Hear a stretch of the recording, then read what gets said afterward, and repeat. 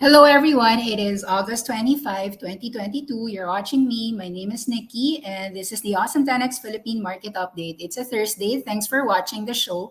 Let's start by sharing our screens on the Philippine market, okay? So let me share my screen here. Okay. So let's read first the index. Your index is at 6,670. You have the following companies. First, let's just read through it, and then let's go through some news that you may be interested to know about. Obviously, we'll discuss some mining names about the tax law. But before doing that, let's just go through the numbers. Your market value turnover today is pretty small at about 2 billion, so that's very small. You've got the PSCI index still hovering at about 6670, and so some people might be trimming profits here. Okay, let's just read through the index prices here. Your SM is 865, ICT is 188, BPI is trading at 94, BDO is 128, Metrobank is 53, Jollibee is 234, AEV is 57, Modi is at 16, Wilcon is 2965, Asan is trading 866, GD Cap is below 500, SM Prime is 3655, Meralco is 316.6, Luciatan Group 9.3, AGI 10.3, Converge 1876, MPI 373, Globus 2266, Pure Gold is 3450. Then your reds here are San Miguel 100 pesos, Semirara 42, Mega World 2.55, JG Summit 52, Robinson's Land 19, Aboitiz Power 3150, Emperador 20 bucks, URC 121.6, Ayala Corp 724, Ayala Land 2855, PLDT 1700. Let's discuss, no? So you're seeing that the Philippine market is obviously recovering, but obviously we think that there's a lot of resistances to contend to. And you're seeing today that there are companies that are dropping. In particular, your properties like Ayala Land and Ayala Corp is dropping down. Let's take a look at these because these are your biggest weight in the index. Ayala Land. If you're wondering why the index is hovering downwards, it's mostly because Ayala Land has fully corrected here from about 30 pesos. Well, not fully corrected yet. 30 towards the recent price of 28, you're seeing that the buyers here at 21, 22 have bought, but that was still a mean reversion play. You see that they're still below resistance of 31.65 for Ayala Land, which has people begging to question whether high interest rates will affect your real estate sector like Ayala Land. And in my assumption, guys, your real estate sector isn't gonna be going too brisk with high interest rates. So obviously, interest rates is gonna be negative on the property sector and housing sector. So we think that this would have a lot of headwinds as it goes higher. So at about 32, we need sufficient time to see whether Ayala Land can really have strong sales in their property segment, and perhaps it will be trading in a sideways fashion here between buyers at 25, 26 and sellers residing here about 30 to 32. So I think that this is more of a sideways with bearish bias as it goes higher. Now, with Ayala Land having a harder time, we would assume that Ayala Corporation nearing 800 also has a harder time. It doesn't mean that it's not going to go higher, but it just means that if it goes higher, there will be several sellers that will persevere in selling resistances for your Ayala Corporation here about 780 to 800. So for Ayala Corporation, in my view, fell because of the resistance of Ayala Land, given that 50% or more of their corporation units income is mostly coming from Ayala Land. So you're seeing that Ayala Corporation as a conglomerate is falling down from 775 here to about 724. Can it persist here and can it stay above 700? I am not quite sure, as I don't see a strong buyer. No, it's we would have to say that it's a wait and see, and it's mostly a sideways for Ayala Corporation. Now you've got the banks going up very strongly with a fast interest rate hike environment. You saw that as of August 19, recently your Bangko Sentral continued to raise your interest rates in the Philippines, another 50 basis points. And that is to contain, obviously, the dollar peso devaluing towards 57 pesos. It's now trading at 56.50 area, 56 0.4 area, 56 pesos on your dollar peso. And that has a huge implication on the bank's profits. So a rising interest rate usually helps the banks because they've got a lot of assets that are obviously at 0%. And as the interest rates go higher, they can lend those to overnight facilities at a bigger interest rate margin. So we're seeing that BDO has benefited from those interest rate hikes from about 110. It had rallied 130. However, your banks have a resistance here. I believe that BDO is having resistance mostly because of the valuation per se. BDO trades at about 2 times price to book, a far cry on your security bank. So let's take a look at these banks. Your security bank is still trading at half times price to book value, and people would argue that security banks here about 80s to 90s would still get the benefit of a revaluation owing to their earnings. Let's go read for the security bank numbers here. Short term, no, you've got that upside perhaps towards 105 or even 110 as the compelling values remain there in place for your security bank. Take note that Security Bank is just trading here at about 92 pesos, almost near your 2020 March lows during the pandemic. And let's go through some, let's Google some Security Bank investor relations here. No? So let's go to their investor presentation, their recent results. Let's try to read up on what their results are recently. So go to the investor presentations, hit up the Security Bank, 2022 numbers, all right. Okay, so in Q1, these are the numbers that we've got from Security Bank. It's an independent bank with wholesale banks, 316 branches. You can see it's all over Manila, Luzon, Visayas, Mindanao. They've got all the wholesale, retail, and treasuries, fixed income. In terms of their book value, you can see that as of 2021, they do trade at about 160 pesos, telling you that about 80 to 90, you're trading about 0.5, 0.55 times price to book value. Usually for banks, what people look at is the book value per share. So people are going to look at that. Earnings per share is about 9 here, which tells you that you've got about 10 times multiple here, about 90 pesos if you're buying it at 90. Price to book at about less than 0.5, 0.6. You've got net income after tax of about 7 billion. Then you've got dividend per share here of about 3 pesos, which makes it a compelling return, given that it has been paying at least every year about 3 pesos all the same. No, it had already paid out 1 peso 50 cents this year, which was paid on April 28, 2022. For the banking industry, let's go through this. Security Bank is in the top 5 position. In terms of total assets, your BDO is number 1, your Metro Bank is number 2, BPI number 3, PNB 4, SECB at 5. You're seeing, I think, Union Bank try to catch up with recent acquisitions on your ING. And Union Bank has also got Citibank. So I think that from an asset percentage, because of the mergers that Union Bank has gotten, perhaps Union Bank is somewhere here at about 4 or 5 as well. Given that Union Bank recently added Citi, you see this Citi, so you add it up, so you make Union Bank higher here. And then I think they also added ING. I don't know the asset pool of ING, but I would assume that Union Bank today is also a re-rating revaluation story. Obviously, in the banks, you want to go to the top 5, top 3, top 5. So it's really a compelling buy. Take note, though, that we won Coalition Metro Bank at 35 after seeing great numbers. And until today, Metro Bank is 32. I would assume people continue to revalue Metro Bank, and therefore there will be opportunities for re-rating on the banking sector. You're seeing that the loans are still strong. Security Bank compared to peers, it says here in the presentation, you've got about a number 5 spot on Security Bank. In terms of return on equity, not bad at about 8%. So you're seeing almost the same quality for the rest on returns on equity. From a deposit side, this may be the one people may be looking at. Deposits, what's this? In terms of percentage, quite small, no? Roughly 5% market share in total assets, 4% market share in loans, 4% in deposits, and 41st bank in the Philippines in terms of universal commercial bank. SECB is driven by profitability in market share, and so that's how they say it.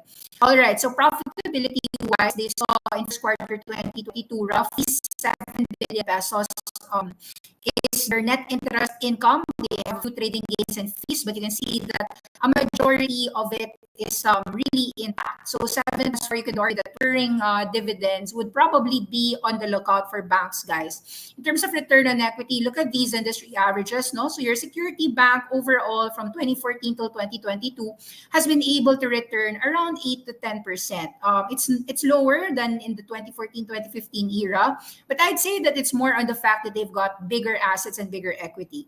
In terms of income, they were able to stay the same, no? With 2022, roughly nasa 37% year on year from 2021. So I think they're going to be hitting about 12 billion income for this year. Net income after tax, you can see that is about okay naman. It's relatively even stronger, 66% year on year. And take note that the net interest income will grow with higher interest rates going forward. And the BSP has been signaling that they will be raising interest rates so long as the dollar peso continues to devalue. So you would assume that in this rate hike environment, it is positive for the banks, a little bit negative for property. So I wouldn't be too bullish on the property sector. And I see the property sector actually being sanguine or sideways in this kind of environment.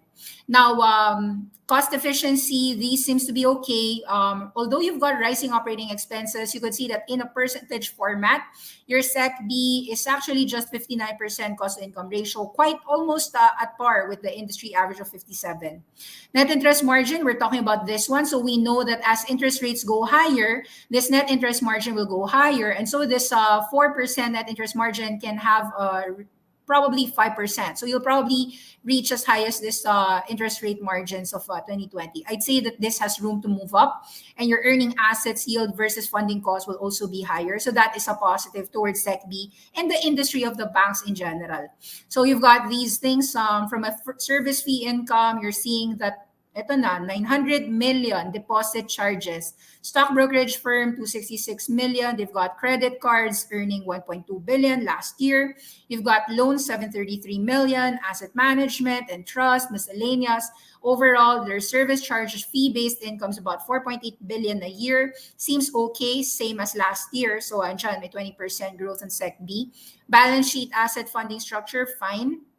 You've got your total asset pool now at about 700 billion pesos. So that's a strong bank. You can see the funding structure.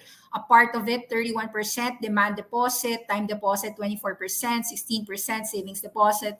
So as more and more people obviously deposit into Security Bank, they've got a cheap funding structure, and that would help them to grow their net interest income portfolio. So this is their loans. You can see their loan portfolio so far is about 465 billion.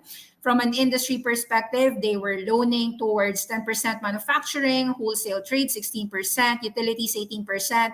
If you're worried about the banking the bank exposure towards properties, it's 11% here. Financial intermediation, I would assume that was credit cards, etc., short-term credit.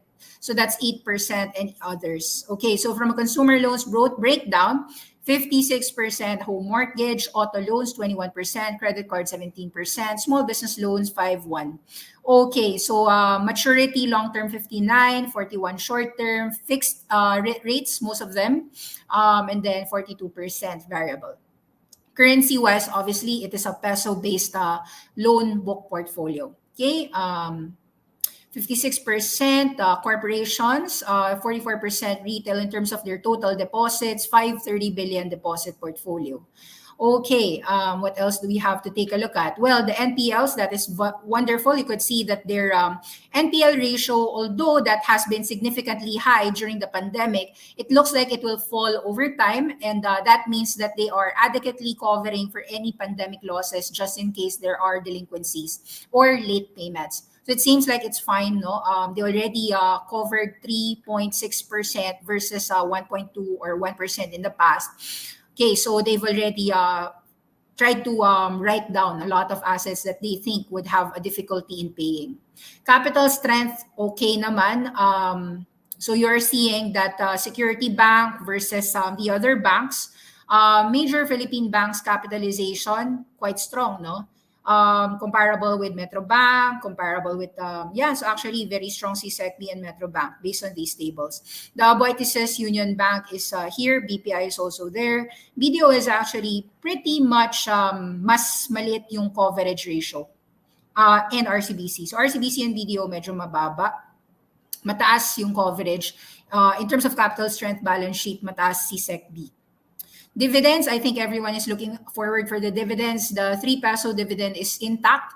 And so it looks like this 3 peso dividend, 3/90, that's about less than 3%. Tama ba?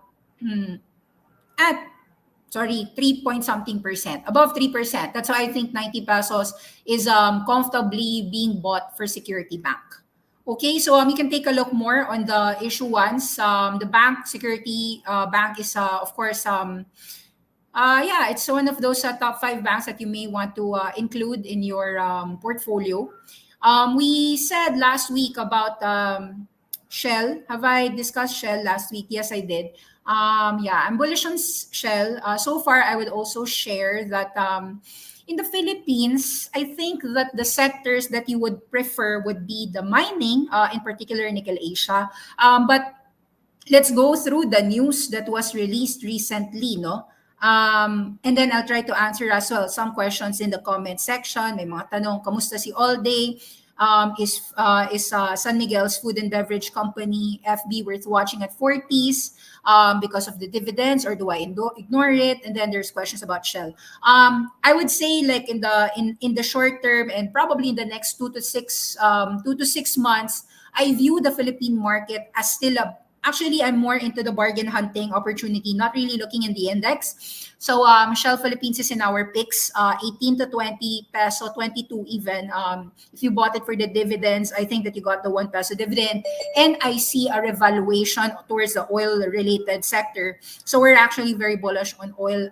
Let's take a look on a few of these issues, and then let's try to figure things out, no?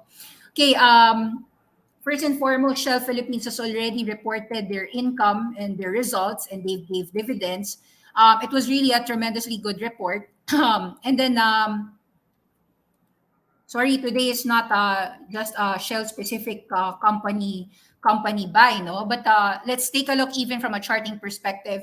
I see that this was a basing out formation over the last couple of years, from 2020 to 2022. This is a huge base that you're seeing here, guys, from about 14 to 22, which can make this hit as high as 30 or 40s. That's why we're giving this really, really good base outlook for Shell Philippines. Let's go towards Shell. Ulitin natin so that mas maraming makapag-appreciate ng lumabas na numbers on Shell. Shell Philippines, Investor Relations. Ganito lang, guys. Look at it. And then, obviously, tingnan din natin yung ginawa ng Philippine Mining, no? Mining Tax Philippines. May news about this. All right, 19 hours ago. Let's read through the news, and let's look at the implications as well for companies in the mining space, no? House Committee approves a new tax regime for mining. A House of Representatives panel on Wednesday approved a new fiscal regime, which is expected to generate 37 billion pesos in the first full year of implementation. I think that is quite expected because the mining is a service, is a sector that really has tons of revenues. And so the government, after deploying so much incentives in the of course, they're trying to rebuild in terms of infrastructure, in terms of all these hospitals, diba? They talked about it during the SONA. I would say that it has to come from somewhere, and tax revenues is going to be coming largely from these sectors, mining, tourism, aside from the typical business sector. So you're seeing that they've approved the bill for a rationalized single fiscal regime to all large-scale metal mines regardless of location. So they've been adopting 51%. This is up from 38% under the current tax system. And it would bring Philippines closer to the middle of the pack among major mining countries. So they're just really trying to compare this to Australia, Canada, and so on. So among major countries, only Chile and South Africa, which has lithium, lower effective tax rates than us. This proposal brings us closer to Indonesia and Australia, Australia with our regional cooperatives. Comparatives. Take note that China has a 71% effective tax rate for gold mines. So this proposal is already to fund the administration's priority programs. You know that Mr. Marcos, President Bongbong Marcos said that they're going to prioritize healthcare infrastructure. So I believe that this will be, well, they also prioritize, of course, energy. But I would say that this is one of their key revenue collection programs. Okay, so let's take a look. In this medium-term fiscal framework, we are also saying that the mining tax reform is really for infra, agriculture revolution, and the Filipino middle class. Okay, so the movement here, in my view, is rational. I don't think that this is gonna be a negative towards the sector. In fact, more likely, the simpler the tax revenues collection is for mining, and the bigger the foreign funds will accept. I think it's more of just rationalization. So in terms of Nickel Asia, which is my pick here in the sector, let's take a look at this. Nickel Asia is trading today at 5.83. We are bullish this sector, and we've been bullish here since 2.2 plus peso. I have been saying that this drop from 8 peso to 5 peso is more of an opportunity. This is a gift for you to buy 5 to 6 pesos if you have cash. Let me show to you a few tweets of mine. Just last night, uranium stocks got mooning because of because of Japan reinstating the nuclear policies. Let's read through that, guys. This is a very, very important news for you. Japan uranium. So Germany has already did this. Germany has already done this actually within like 3 to 6 months na approved na ng Germany. So remember that in Japan, they stopped and postponed all their nuclear plants because of the Fukushima. And we were arguing that the carbon neutral world will go back towards nuclear, and 24/7 carbon neutral energy is going to be beneficial towards the world. So we were seeing that actually within a year, or 2020 pa lang, 2021, people are already betting that uranium stocks will go up, and a lot of this has to do with the demand for renewable energy that is carbon zero, basically. Now, what's the implication of this? All I can tell you is that with the sector demand in a lot of commodities, you might say, but that is about coal, that is about uranium. This is all about basically energy. So what you're really seeing here, guys, is that there is huge demand for energy. And because energy is necessary, there will be a lot of renewable forces to happen. Pakita ko sa inyo yung Twitter ko na slide here. I shared it. For those who are new here, please follow me on Twitter at @FaceTrader. I tweet a lot. I share a lot. Also follow me, of course. Thank you, and like, subscribe this YouTube channel. Here, let me share to you this. So the primary energy supplies, we talked about this. Repeat lang natin. There is a necessity right now, 2020 to 2030. It's a 10-year format. You've got coal, gas, oil supplying 80% of your energy, but they want to basically change that towards a lot of biomass, solar, wind, renewables, and even nuclear. Yung others dyan, idadagdag nila nuclear dyan.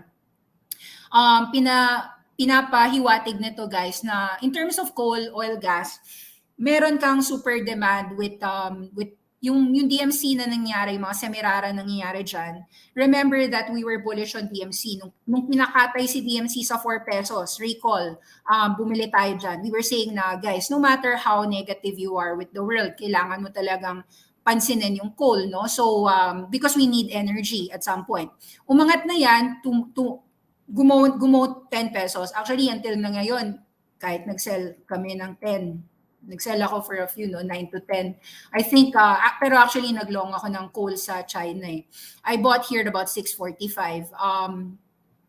As you can see, maraming demand, maraming needs talaga yung mundo. And the world is in a secular path towards energy sustainability. If you think about it, one of the energy sustainability is to fund the electric vehicle sector. And we already said that in the electric vehicle sector, that's the reason why we are very bullish on Nickel Asia. The secular trend is your friend. And then your secular trend is your friend. You have to understand this. With solar PVs, all necessarily needing, well, sa solar PVs, photovoltaic, kailangan mo dyan is a lot of copper and silver. And then for yung mga electric vehicle batteries storage, no? Kailangan mo ng copper, cobalt, nickel, lithium, rare earth elements like yung mga, kailangan mo ng mga cobalt, manganese.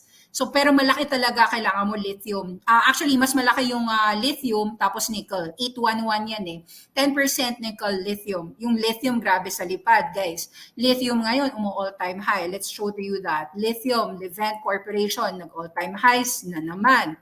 Yung Albemarle, nag-all-time highs to sa 280s, no? Ayan, no? All-time high. So, hindi mo kailangan maghintay. Alam mong nickel futures uptrend yan. So, nag-drop yan from about 5.2 to 1.8, but you could see that Nickel Asia, from a month-on-month perspective, we're seeing that this company is gonna have bigger dividends come out within the next couple of years, no? So look at the nickel futures, it went from 400 towards 17, 18. If you are impacted by stocks, that's actually too small to consider, given that your profits in terms of nickel companies, and that doesn't mean just Nickel Asia. We have been saying, pati si FNI, pati sila Mark, we talked about these guys. Sinabi natin that global ferronickel here about, even here at about 2 pesos, no, mabibili mo yan. So it remains in demand. Actually, nagpabili tayo dyan, 1 to 2, no, sabay yan eh. But we were, and so we don't see the demand waning. Kahit dito sa 2 peso 30 cents. Kung bumibili kayo sa 260s, bibili pa kayo sa 2 pesos niyan, there is a real demand here. So we think this is a healthy correction. This is just a healthy correction. Pinatapos lang yung profit taking. So from about March 2022 all the way to September, you've got 340 dropping towards 224 here. Here we give you a buy rating. These things are not related to your index. It's all related towards the nickel commodity stocks. As long as that company continues to pay dividend. I remember si Nickel Asia nagbigay yan ng malaking dividend last year, as much as 50 centavos. Let me just recall. 96 centavos pa nga eh, tama ba? Teka. Siyempre nakakalimutan ko yung dividend history. Pero malaki. Parang 50 cents. I remember malaki yun eh. Pati itong si FNI, nagbigay na malaking dividend yan. Nickel Asia dividend history. And I would surmise na kahit na may tax revenues na hike, hindi ma-derail to. Okay, so let's take a look at these. Nickel dividends gave about 23 cents last year.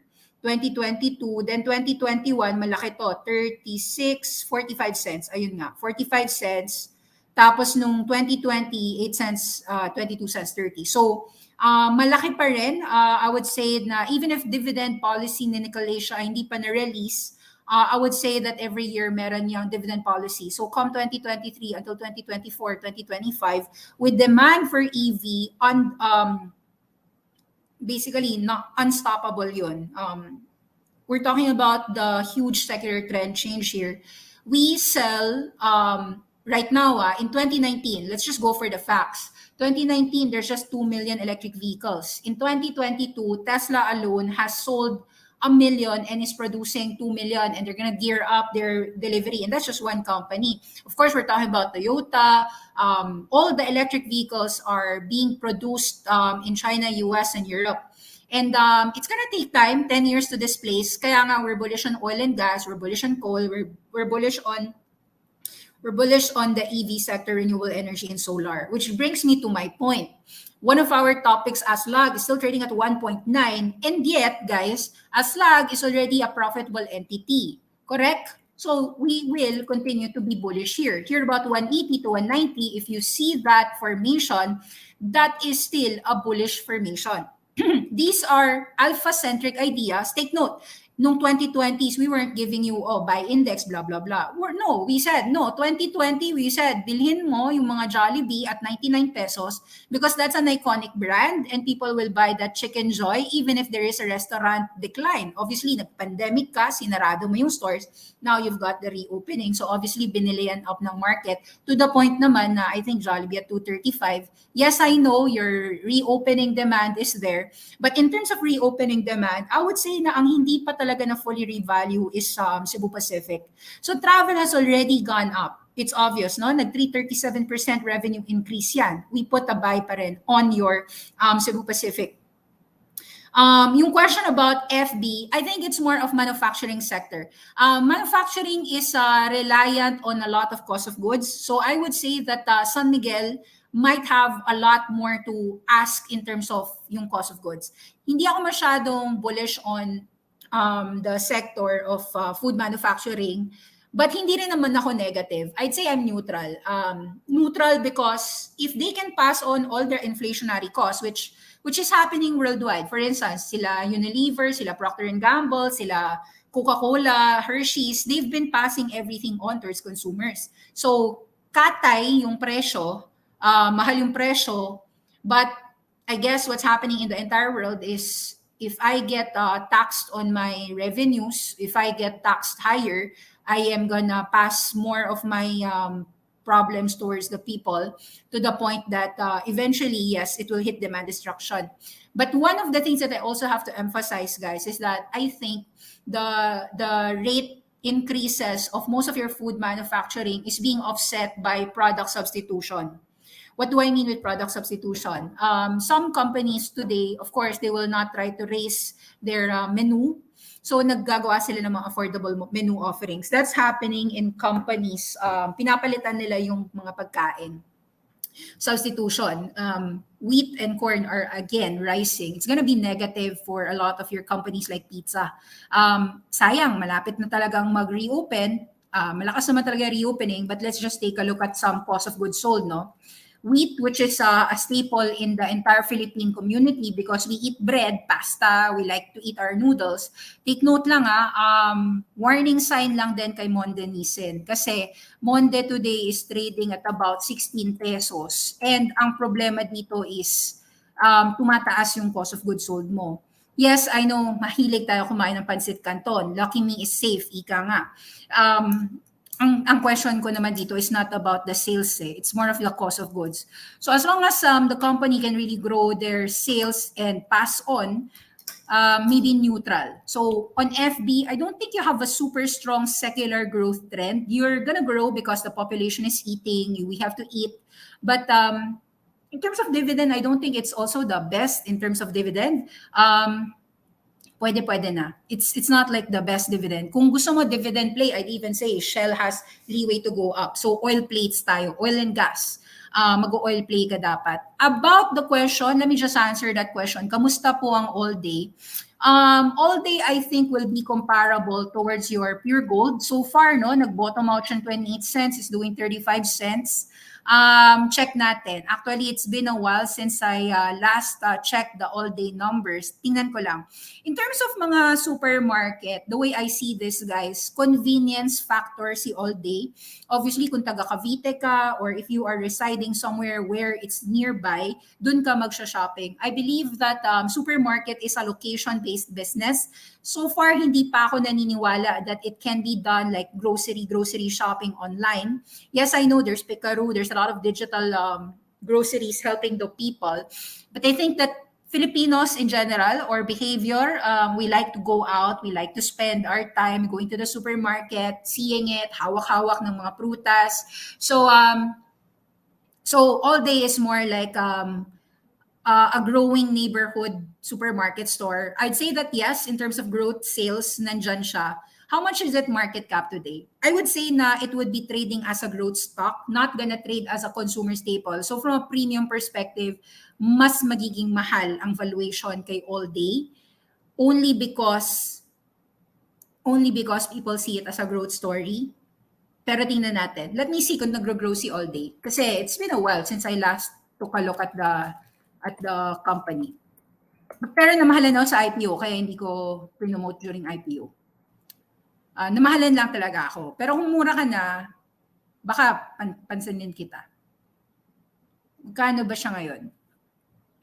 So we can see company disclosures.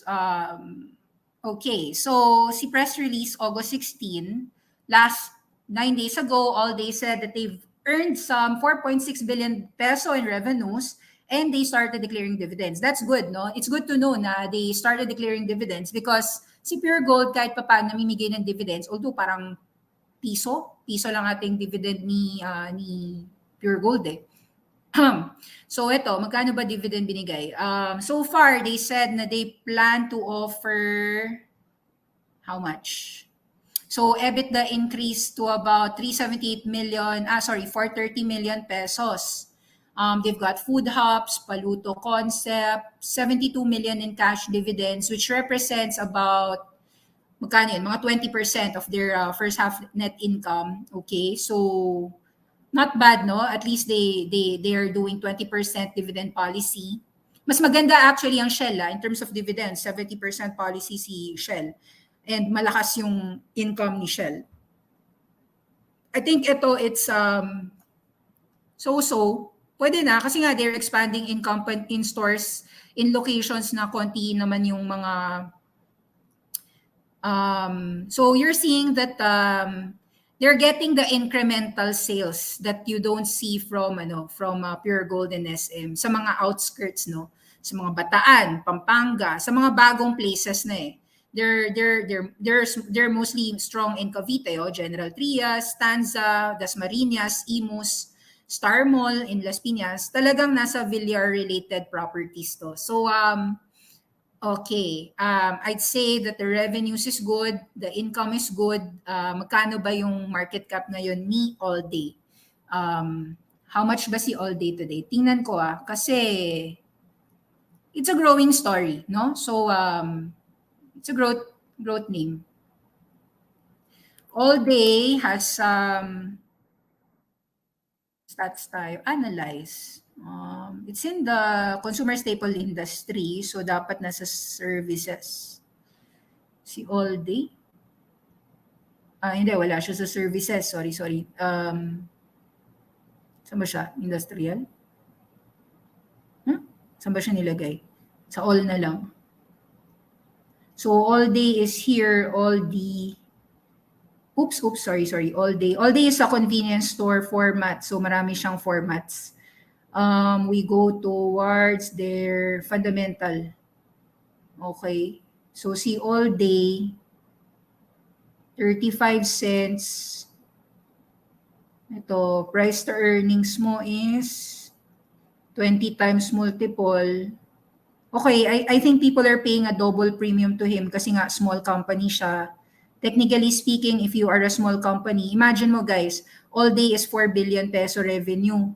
Si Pure Gold hitting 150 billion, 200 billion revenue si Pure Gold eh. Parang kutitap ka lang. Teka lang tingnan ko muna. Tama ba? Pure Gold sales revenues, 2021. 164 billion. 160. So wala ka pa sa kalingkingan. Magkano lang yun? 3% lang ng market share ni Pure Gold. So this is really gonna be treated as a micro cap story. This is a small cap, nano cap. Si Allday, paano ba siya ngayon? Magkano siya? 7 billion.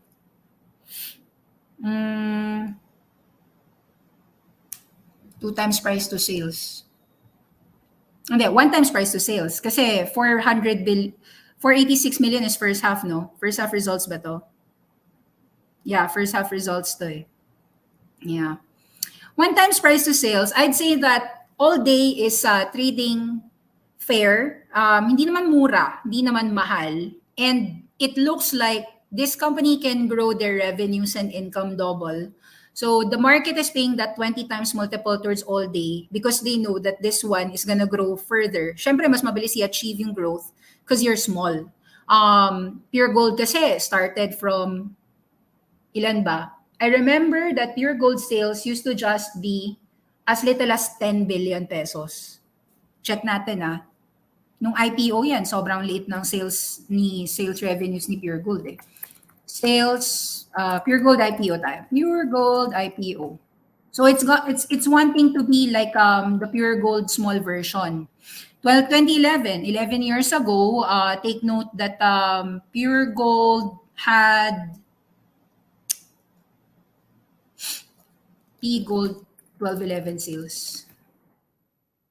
So nag-expand yan eh, from 25 stores to now 500 stores. So you know how it is. Sales 2011.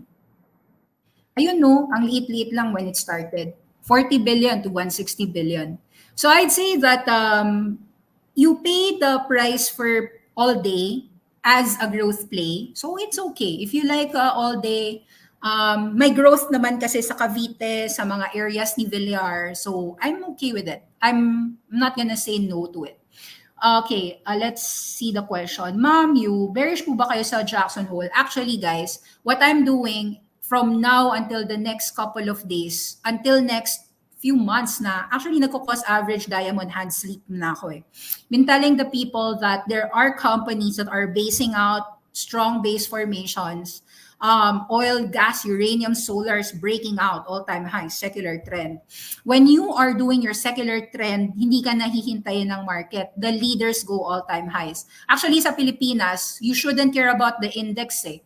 Weird nga eh. Dapat ASLAG nasa double all-time high ka na eh. But actually, it may be your opportunity. Your shell should theoretically be trading at all-time highs. I'll show you why. Ito yung nangyayari sa energy names abroad. Give you perspective. Ito ang mga picks natin sa abroad. Sanra, no? Wow. All-time highs na. Malapit na, malapit na. Ito, bang, bang, kaboom. This is a triple bottom happening on Sunrun, and this is a major breakout move on your solars. Any dips is a buy. Obviously, may mas malakas pang solar. Si First Solar, American Solar Place. Ito, mas malakas to, First Solar. Ayan, 118, looking to poise to make another all-time high moves. Climate change beneficiaries. Last night, as I said, uraniums, all of the uraniums. Big moves to, guys. You can check out the Awesome 10X Investing, why we have a fundamental buy call on uranium stocks. Obviously, I said, like Philippines, di ba? Bullish tayo on Cebu Pacific. Does it mean that I'm bullish on US Airlines? The answer is yes. Pero between the Delta Airlines, American Airlines, United Airlines, I would prefer to go all in, hindi ma all in, pero like, high conviction towards your Airbnb, Booking, and Expedia kasi obviously nag-travel mga tao. So Airbnb is a huge beneficiary there, 60% sales income revenues. You've got the Disney firing on all cylinders, no? Kumain ng market share si Disney against your Netflix, and then it's trading here at about 5-year, 10-year lows.